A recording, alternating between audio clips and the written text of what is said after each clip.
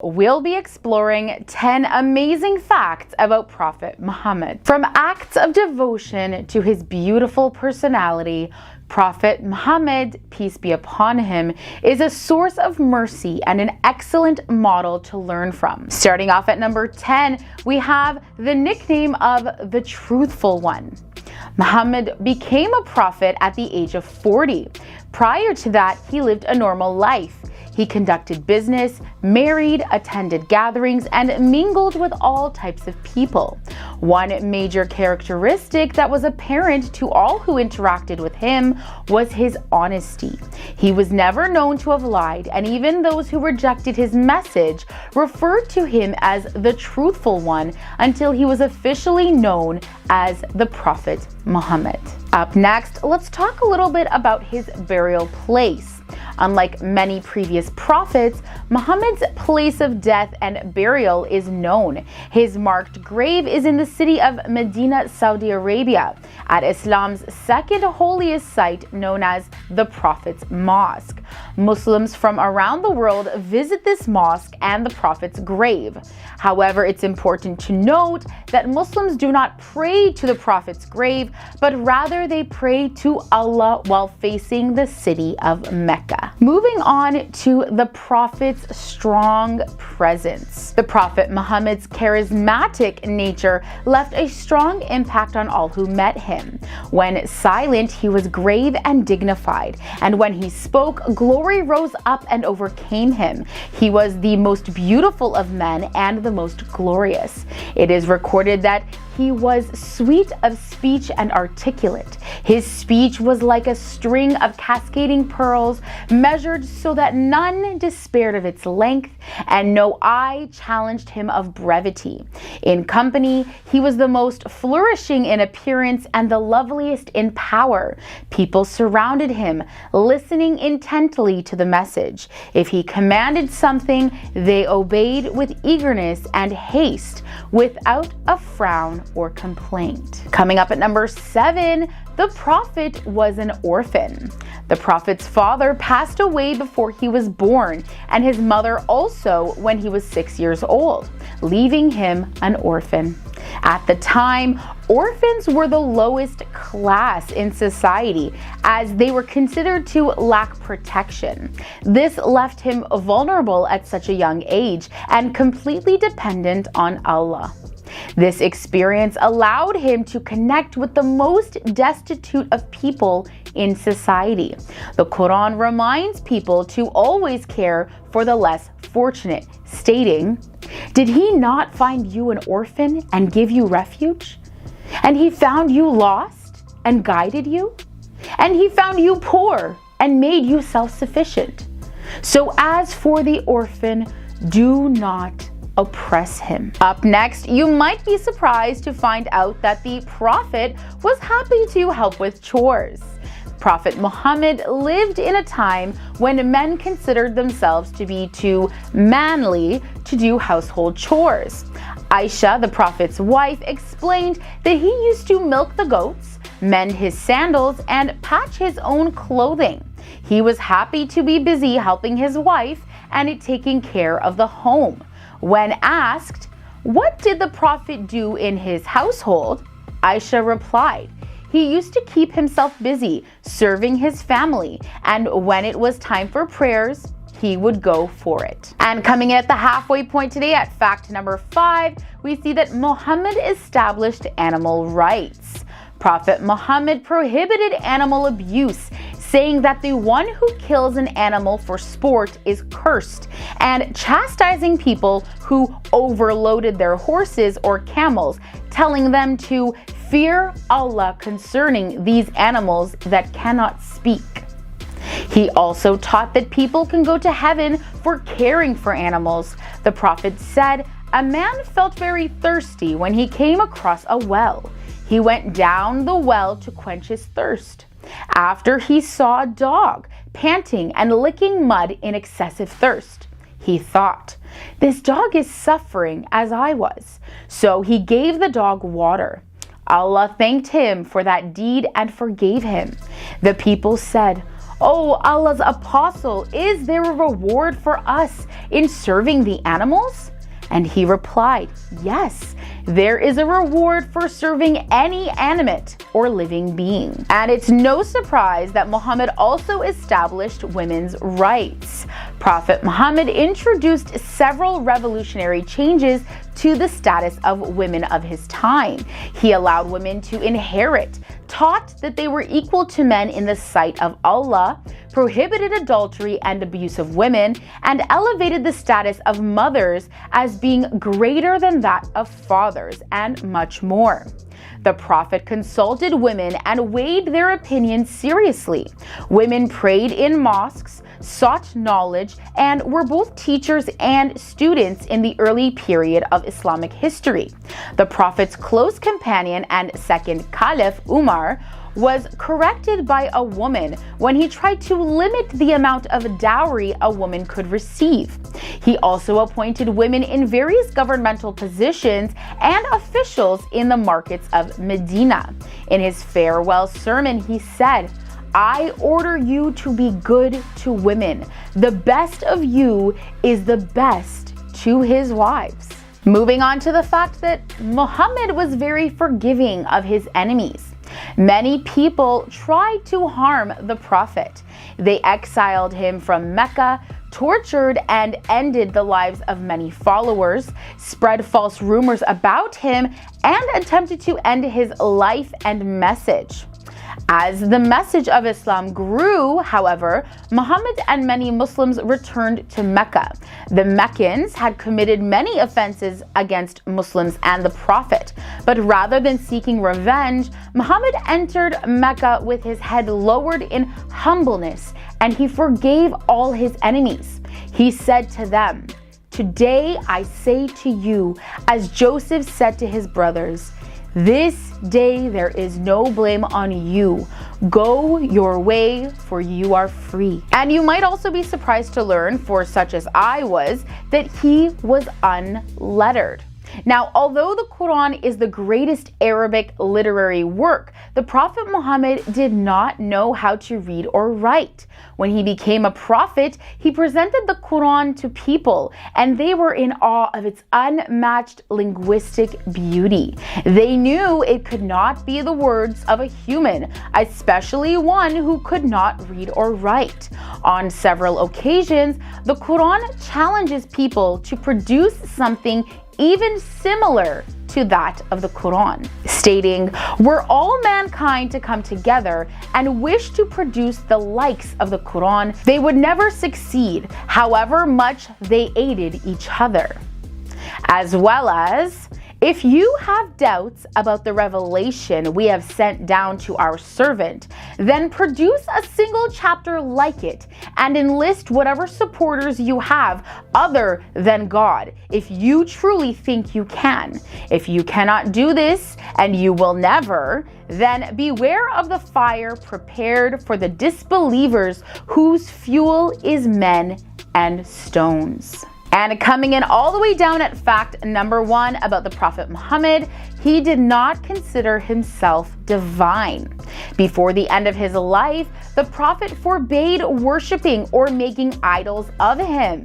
He educated them of his mortality and of being a simple man delivering the message of Allah. The declaration of the Islamic faith even highlights the fact that Muhammad was not divine, stating, "I bear witness that there is no God but Allah, and that Muhammad is the messenger of Allah." Furthermore, Muhammad said, "O people, say what you have to say and do not allow Satan to deceive you. I am Muhammad, the slave of Allah and his messenger. I do not like you to raise me above the status at which I have been placed by Allah. Noble and majestic is he." The Prophet Muhammad has been credited with performing amazing miracles as well as experiencing miraculous events personally. Number 10 brings us speaking with jinn. In one Islamic narration, a jinn called Hama came in the form of an old man that was holding a staff, and he was somebody who actually accepted Islam. And by the way, he was the son of Hem, the son of Lakhis, the son of Iblis. He was converted to Islam by the prophet Noah, and he lived all the way up until the time of Prophet Muhammad. Very unique experience. Number 9 brings us becoming invisible. When the prophet planned to migrate to Medina, the tribes in Mecca, they came up with a plan to get rid of him for good. Each tribe, they sent a representative and they surrounded the house of the prophet on that night.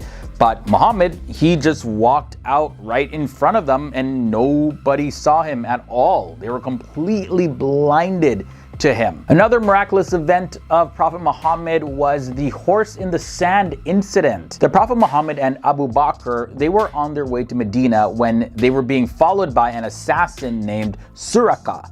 And Abu Bakr, he started to get a little bit worried and a bit fearful, but Muhammad looked at him and said this, "Don't be sad, Allah is certainly with us." Then from there, he looked towards the assassin, Suraka, and his horse's feet started to get stuck in the sand. And Suraka initially was able to free his horse's feet from the sand and from getting stuck, but when he tried to continue to follow the Prophet Muhammad, well, his horse's leg got stuck again and smoke started coming out of the sand. And that's when Suraka realized that, yeah, he did not stand a chance. So he had to turn back and go where he came from. The miracle at number 7 has to do with water flowing from Muhammad's hands. There was a time when the Prophet Muhammad was with around 300 of his companions, and they were in a place called Zara. And the time of the day was about the time for the afternoon prayer, but the people, they couldn't find any water to make wudu or wash themselves. And the Prophet Muhammad, he told them to look for just a little bit of water, just a little bit. And when they found that, then he dipped his hand into it, and that's when water started to flow from his hands like a fountain. And all 300 people there made wudu, so they were able to wash themselves, as well as they could use the water for other purposes. Number 6 brings us healing sick people. In one Islamic narration, one of the Prophet's companions was hit with an arrow in the eye. Ouch! Now the arrow was so deep that it went through the back of his head. But Muhammad simply placed his hands over his companion's eye and everything was healed, just like that. The miracle halfway in at number 5 is food increase. So the Prophet Muhammad, he actually fed more than 100 people from very small amounts of food. Whenever he placed his hands on any food, it caused it to increase and everyone could eat till their stomachs were filled, as well as there were foods left over. And in one narration, he fed more than 100 men from a cup of milk. Each person was able to drink milk until they were filled, and actually they didn't have to refill the cup at all. Each of the men, they drank to their satisfaction, and the cup still was filled with milk as if nobody drank from it. So imagine seeing that. Mind-blowing. Now, this is a big event coming in at number 4, the Isra and Miraj. This was very miraculous. Known in English as the Night of Journey and Ascension, this is reported to be one of the most amazing miracles of the Prophet. It's called Al-Isra wal Miraj in Arabic. And this was a night where the Prophet Muhammad, under the guidance of Archangel Jibril, traveled to Kaaba in Mecca to Al-Aqsa Mosque in Jerusalem and then up into the heavens. And on this journey, it was pretty phenomenal. He met some prophets of old. He met prophets like Musa or Moses, Isa, also known as Jesus, and Ibrahim, also known as Abraham. He led them in prayer, and he reached a very high place where he could even hear the pens that were writing people's good deeds or bad deeds. He also was able to see heaven and hell, and he was elevated into the presence of God. But he, of course, was not able to see God's face at all. The miracle at number 3 is the Prophet Muhammad communicating with objects. There's been reports of several occasions where trees and stones and mountains and even the sand would actually acknowledge the Prophet when he passed by. But there was one incident where one Jewish woman, she was roasting a goat and it was filled with a very strong poison. So she sent it to the Prophet Muhammad and the people with him to eat it. But before the Prophet ate, the goat spoke to him. The roasted goat, spoke to him and told him that there's poison here, so don't be eaten. So Prophet Muhammad was able to avoid eating the poisonous food, as well as warn the people with him to not eat. Miracle number 2 is splitting the moon. So the polytheists at the time of the Prophet, they kept insisting that they wanted to see a miracle, they wanted to see a sign. And they said that they will believe if the Prophet could actually show them the splitting of the moon in half. So when Allah granted the Prophet Muhammad this ability, he called them all to one place to witness this. And that's what he did. He split the moon in two.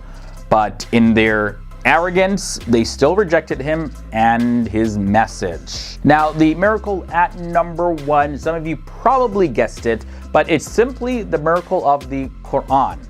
There's a claim in the Quran itself that no one can actually imitate the Quran because it's perfect and its quality is above any other. It's a very superior book, a very superior recitation. It was revealed fully in Arabic, Prophet Muhammad's mother tongue, and it's believed by Muslims to have all the answers of life and all the instructions and directions to live a life on the right path that leads to heaven. Muslims also believe that the Quran is the verbatim word of God, and this is why it's set apart from any other book on the planet and even throughout history. First thing I want to share is the Prophet Muhammad was actually known to stand up against discrimination as well as self-imposed superiority. Now, during his last sermon, this was spoken at Mount Arafat, he made his anti-racist views public. So the Prophet Muhammad said that an Arab has no superiority over a non-Arab, or a non-Arab has any superiority over an Arab. And a white person has no superiority over a black, nor does a black have any superiority over white, except by piety and good action. So pretty much, regardless of your skin color or where you're from in the world, that does not make you a better person than anybody else. What actually makes you a better person, if you will, is the good deeds that you do. Again, doesn't necessarily mean you're better, but you're better off doing good than evil things anyways. All right, the next thing to share is for his day, it said that the Prophet Muhammad was actually a feminist. And as a matter of fact, that's according to Lisa Bayer, who's a writer for Time magazine. And she points out that by laying down the Islamic doctrine that dictates women's rights, the Prophet Muhammad was said to be the first feminist in history. This was all to counter the widespread exploitation of women. So he ordered men to honor and respect all women. Now, in one of his final commands before he passed away, the Prophet Muhammad is said to have said this phrase, "I command you to be kind and considerate to women." And in another hadith, he said this, "It is only the generous in character who is good to women, and only the evil one who insults them." The Prophet Muhammad really frowned upon fathers who favor their sons over their daughters. The Prophet Muhammad is seen as an example of how to have a relationship with a woman, as well as how to work with women. It's even believed that Prophet Muhammad even decreed that women have a right to sexual satisfaction, not just men. Now, moving on to the next fact, coming in at number 8. So the Prophet Muhammad wore an engraved ring with the words, "Muhammad is the messenger of God." Now, because he was illiterate, so he couldn't read, he actually ordered the ring to be made as a signature seal. Now, the seal was used to sign letters that he sent to various different rulers in different parts of the world, and his love and devotion to God really pushed him to put the name Allah as a top word, and then he put his name at the bottom. Also, another fact to share about the Prophet Muhammad was that he really cared for animals, including cats and dogs. Now, while some sayings are attributed to the Prophet accuse him of being very hostile towards dogs, there's many Islamic scholars that believe that those claims are actually fabrications. As a matter of fact, in his book, The Animal in Ottoman Egypt, an article that was published on Quartz, Alan McHale, who is a professor of history at Yale University, he actually claims to set the facts straight about dogs in Islamic culture. So according to Mikhail, he says that dogs were found around the mosque of the Prophet in Medina, which is the second holiest Islamic site in the entire world, during the Prophet Muhammad's life and for centuries after his passing. He also cited several authoritative accounts of his life and teachings. So Mikhail writes that the Prophet even conducted prayer in the presence of dogs. Also, on top of that, according to several Islamic schools of thought, the Prophet Muhammad is believed to have forbade people from selling and paying for dogs and cats. Islamic tradition holds that the first person to believe Prophet Muhammad after he got his revelation from the Quran was his wife Khadija and his close friend Abu Bakr, who is regarded as the successor to Muhammad by Sunni Muslims. And like I mentioned in part 1, shortly after that, Prophet Muhammad began to gather a small following, and he initially encountered no real opposition, but most people in Mecca, they either ignored him or they just mocked him and made fun of him as just being another prophet or wannabe prophet. However, when his message actually started to condemn idol worship as well as polytheism, many of Mecca's tribal leaders began to see the Prophet Muhammad as a real threat. Again, I go more into detail about that in part 1. Now, on top of going against long-standing belief systems that already exist, the condemnation of idol worship had a huge economic consequence for merchants who actually catered to thousands of pilgrims who came to Mecca every single year. Now, of course, this was especially true for the members of Prophet Muhammad's own tribe, the Quraish, who were guardians of the Kaaba. So sensing this threat, Mecca's merchants as well as their leaders offered the Prophet Muhammad some incentives to abandon his preaching, but he absolutely refused. He says, nope, I'm going to speak what I believe in because this is right, regardless of what you guys have to say. Now, the next fact was a fact that I wasn't necessarily going to include in this episode because I just didn't want to offend anybody or make this too controversial. But after looking into it, I decided to share this anyways. So the Prophet Muhammad married Sayyida Aisha when she was just 9 years old. Now, the thing to know is that 1400 years ago, this was something that was very common to marry young girls. In fact, they were not even considered young girls, but rather they were considered to be young women back then. There are historical records to show that girls aged 9 to 14 were in fact being married in places like Europe, Asia, as well as Africa. Also on top of that, even in the United States, not too far back in history, girls as young as 10 years old were actually being married. So at that time, it was culturally acceptable. It was a completely different time period. The life expectancy wasn't as long as it was today, so people started families a lot earlier as well. So although today in our modern society, it may look completely weird, but back then that was just the cultural tradition at the time. Now, moving on now to another fact, the Prophet Muhammad is believed to have sometimes prayed so much that his legs would actually start to swell up. There was one account where he was asked why he offered such an unbearable prayer, and then he replied, "Shall I not be a thankful slave to Allah?" And by the way, slave can also be translated as servant. Moving on now to fact number 3. After the conflict with Mecca was finally settled, the Prophet Muhammad took his first true Islamic pilgrimage to the city of Mecca in March of 1632.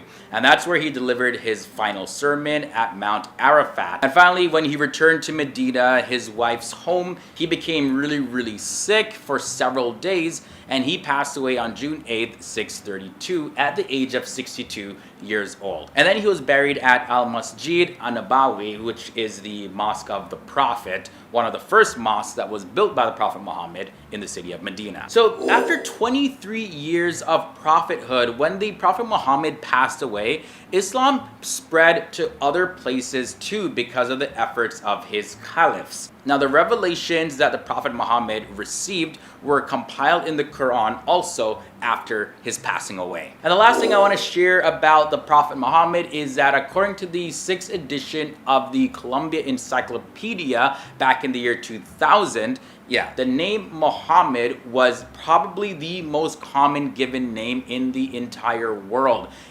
And that includes all of the variations of Muhammad. Now, it's estimated that more than 150 million men and boys in the entire world have the name Muhammad, and this is due to the relationship to the Islamic prophet Muhammad.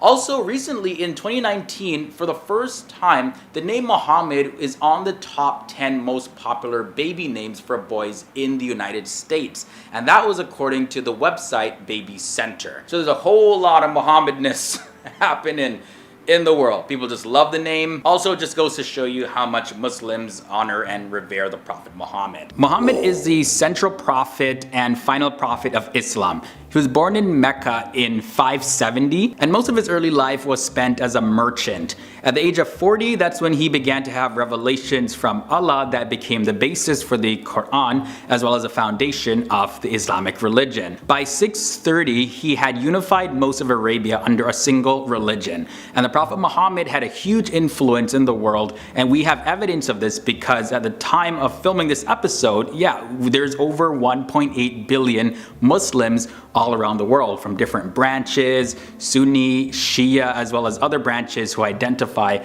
under the banner of Islam. Muhammad's father had passed away before he was even born, and he was raised first by his grandfather and then by his uncle. He belonged to a poor yet a respectable family of the Quraish tribe, and the family was very active in Meccan politics as well as trade. Now, in his early teen years, Muhammad worked in a camel caravan, and he gained a lot of experience in commercial trade while traveling to Syria and eventually from the Mediterranean Sea to the Indian Ocean. Muhammad earned the nickname Al-Amin, and that means faithful or trustworthy, because he was such a hard worker. People could trust him, they could depend on him. Also, in his early 20s, Muhammad began working for a wealthy merchant woman named Khadija, who was 15 years older than he was, and she soon became very attracted to Muhammad, and she eventually proposed to him. And here's the thing, he accepted, and they had several children together. He had 2 boys with Khadija, but sadly they had passed away. And the passing away of the Prophet Muhammad's sons has been viewed as being a sign from God to the Muslim community in regard to it not causing any sort of confusion about the succession of the prophethood as a family inheritance from the Prophet Muhammad. There's a whole lot more I could say about that, but let's move on to some more facts. Muhammad was monogamous for 25 years when he was married to his first wife, Khadija, and then after she passed away in 619 CE, he over time married a number of women, and 9+ wives in total, and most of them were widows. Now, the reason for these marriages was to provide for them and create strong family bonds. Also, one thing to note is that many of the tribes at the time living in the Arabian Peninsula were nomadic tribes, and most of these tribes were polytheistic, worshipping their own set of gods. Now, the town of Mecca was a very important trading and religious center. The most famous site was the Kaaba, and it was believed to have been built by the Prophet Abraham and his son Ishmael. Now, the Prophet Muhammad was also a very religious person. During one of his pilgrimages in 610, he was meditating in a cave on Mount Jabal al-Nur, and the angel Gabriel appeared and shared a message from God to him. And he said, "Recite in the name of the Lord who creates man from clot. Recite, for your Lord is most generous." These are the words that are believed to have come directly from God through the angel Gabriel to the Prophet Muhammad, and these words became the opening verses of Surah 96 of the Quran. And then soon after beginning to share this experience with others, Muhammad began to gather a very small following, and when his message that he was sharing actually condemned idol worship and pointed to one God, many of the people of Mecca, as well as the leaders of Mecca, began to see Muhammad and his message as a big threat. You're like, what is he doing? He's interrupting our religious practice, our culture. This can't happen anymore. And increasingly, the resistance to the Prophet Muhammad and his followers grew, and they were eventually forced to emigrate from Mecca to Medina in 622. This marks the beginning of the Muslim calendar. There, the Prophet Muhammad was instrumental in bringing an end to a civil war raging amongst several of the city's tribes. Prophet Muhammad settled in the city of Mecca, and he built his Muslim community there, and it gradually gathered a lot more acceptance and followers. Now, between the years 624 and 628, the Muslims were involved in a series of battles. In the final major battle, known as the Battle of the Trench and Siege of Medina, the Prophet Muhammad and his followers won, and a treaty was signed. The treaty was broken by the Meccan allies a year later though, but by that time the Prophet Muhammad had plenty of forces, and the balance of power had shifted away from the Meccan leaders. In the year 630, the Muslim army marched into Mecca and took over the city. and most of the Meccan population converted to Islam after that. The Prophet Muhammad and his followers then proceeded to destroy all of the statues of the pagan gods in and around the Kaaba.